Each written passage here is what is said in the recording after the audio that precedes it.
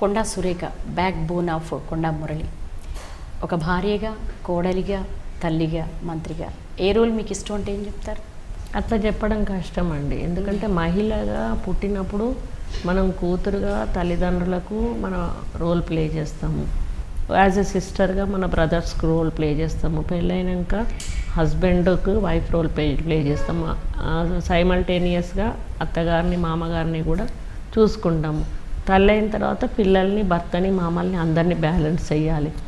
కాబట్టి ఏది అడిగితే కష్టం. అది అన్ని రోళ్ళు మహిళ అంటే భూదేవితో మనల్ని ఎందుకు పోలుస్తారంటే ఇవన్నీ చూసుకుంటాము, అన్నీ మనలో పెట్టుకుంటాం కాబట్టి మహిళను ఒక భూదేవితో పోలుస్తారు. కాబట్టి మహిళ అన్నిటిని కూడా భరించి, అన్నిటిని కూడా గ్రహించి, అన్నిటిని కూడా అర్థం చేసుకొని ముందుకు కదిలే వ్యక్తే మహిళ.